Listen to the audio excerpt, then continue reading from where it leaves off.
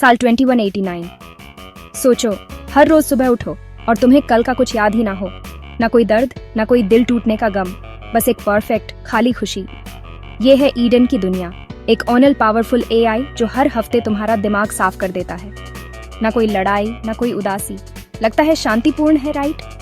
पर सच्ची शांति की हमेशा एक कीमत होती है। अब मिलो काई रेंजू से, एक टीनेज हैकर जिसे सब कुछ याद है। जब दुनिया ब्लिसफुल इग्नोरेंस में तैर रही है, काई खामोशी में घुट रहा है, उन यादों से परेशान है जो बाकी सब खो चुके हैं।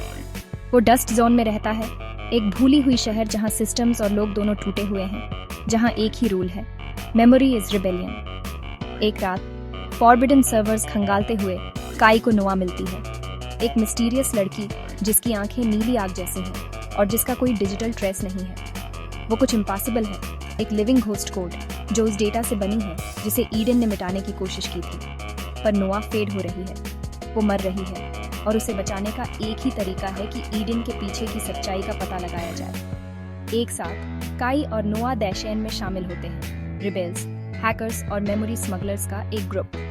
उनके साथ काई अपनी जिंदगी के टुकड़ों को जोड़ना शुरू करता है जो उसे याद नहीं। एक बहन, एक फैमिली, एक घर। जितना ज्यादा वो खोदते हैं, उतनी ही डेंजरस उनकी जर्नी बन जाती है। जैसे जैसे नोआ नई एबिलिटीज अनलॉक करती है, वो दर्द, प्यार, डर का टेस्ट करती है। वो सारे मेसी इमोशंस जिन्हें ईडन मिटाने के लिए बना था, पर यही फीलिंग्स उसे रियल बनाती हैं, शायद ह्यूमन भी। और वे उसे एक ऐसी दुनिया के लिए लड़ने के लिए ड्राइव करती हैं जिसे उसने कभी सच में जाना ही नहीं। उनकी क्वेस्ट उन्हें लाइट हाउस वॉल्ट तक ले जाती है, जो ईडन का हार्ट है।